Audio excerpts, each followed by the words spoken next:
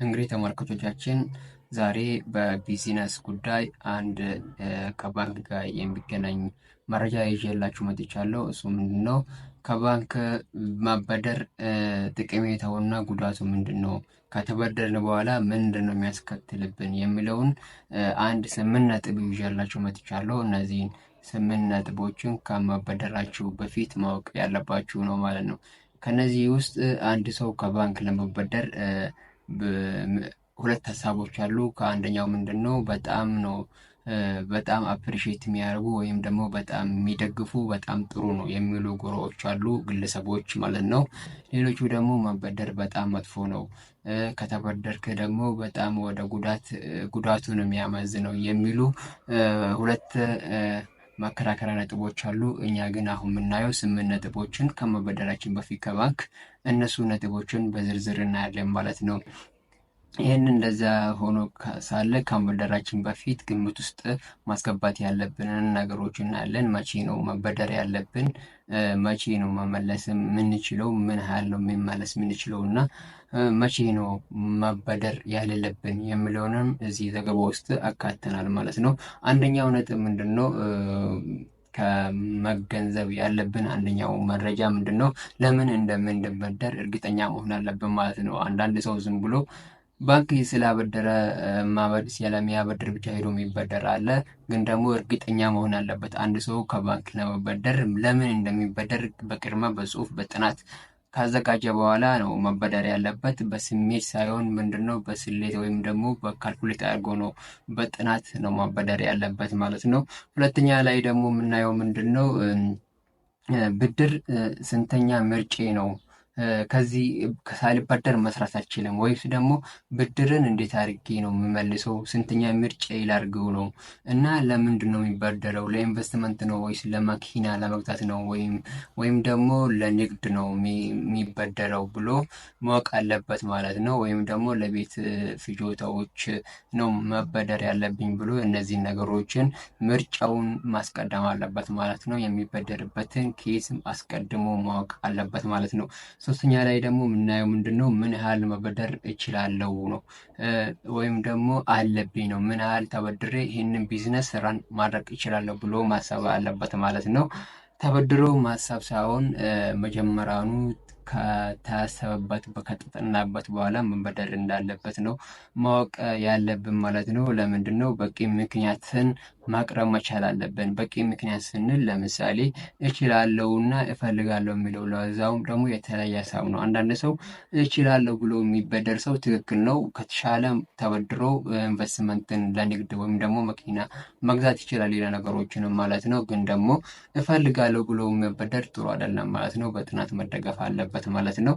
አንዳንድ ሰው ምንድን ነው የሚያደርጉት? ተበድሮ እንግዲህ ይህንን ብድር ተመልሶ እየቆጠቡ በኢንተረስት ሬት ይከፍላሉ ማለት ነው። ይሄ ደግሞ በጣም አደጋ ያለ ክስተት ነው ማለት ነው። ሌላኛው ደግሞ አራተኛ ላይ የምናየው ምንድነው? ከየትኛው ባንክ ነው መበደር የሚችለው የሚለውንም ማየት አለብን ማለት ነው። ከየትኛው ባንክ ቢበደር ነው ጠቀሜታ ያለኝ?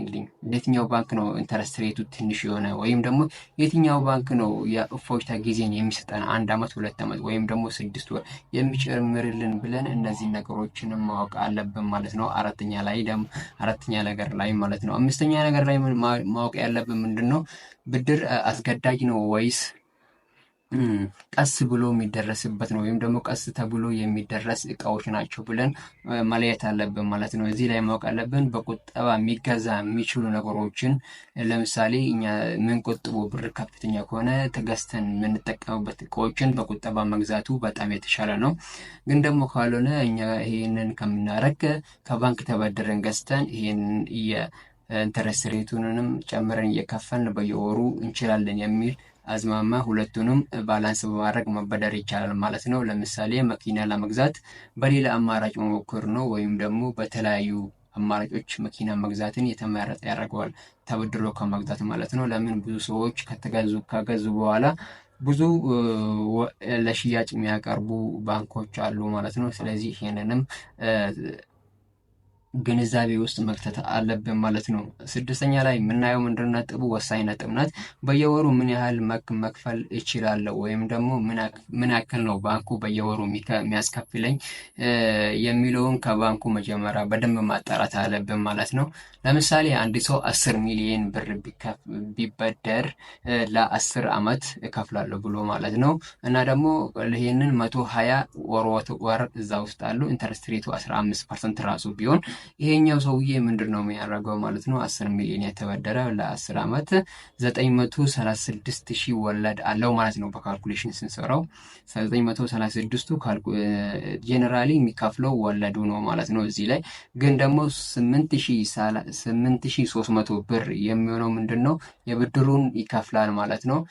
እዛ ደግሞ ወለዱን ስናሰላው 7800 ብር ወለድ ይከፍላል ማለት ነው። አንድ ላይ ይሄ ሰውዬ መክፈል ያለበት ብር 16100 ብር ወይም ደግሞ ከ16000 ብር በላይ በየወሩ መክፈል ይጠበቅበታል ማለት ነው።